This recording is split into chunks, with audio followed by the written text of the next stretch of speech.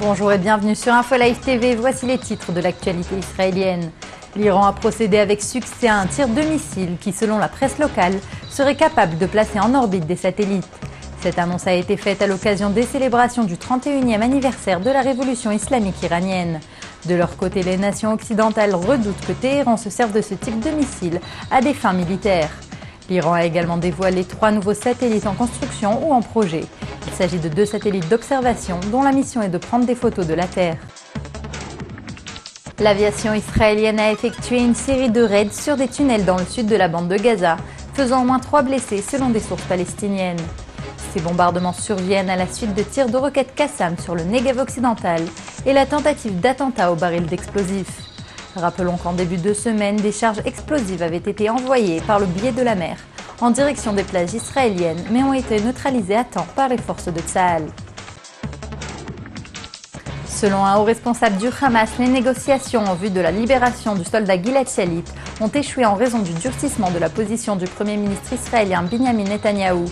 Lors d'une interview accordée à la BBC, Mahmoud Al-Azhar a affirmé qu'actuellement aucun pourparler n'était en cours et que les négociations ont complètement cessé. Suite à cette déclaration, le Premier ministre israélien Netanyahou a répliqué que si le Hamas veut un accord, celui-ci était envisageable et la décision restait entre leurs mains.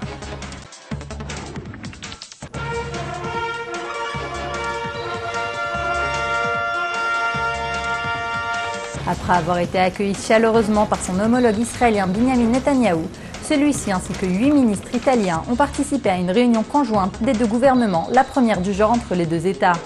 Peu avant son départ, Berlusconi a également prononcé un discours devant le Parlement israélien.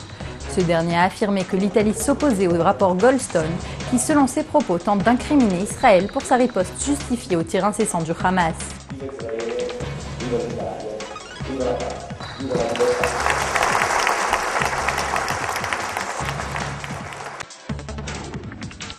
Le principal sponsor du club de football Beitar Jérusalem et de basket Hapoel Jérusalem quitte le monde du sport israélien.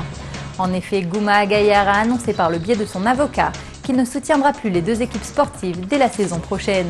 Rappelons que cet homme d'affaires américain avait remplacé le milliardaire Arkady Gaidamak à la tête de ces 2 équipes.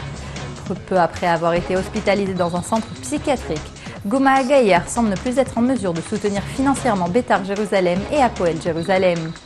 Merci d'avoir suivi ce journal, c'était Dina Cohen pour InfoLive TV, la première télévision en direct de Jérusalem en 4 langues.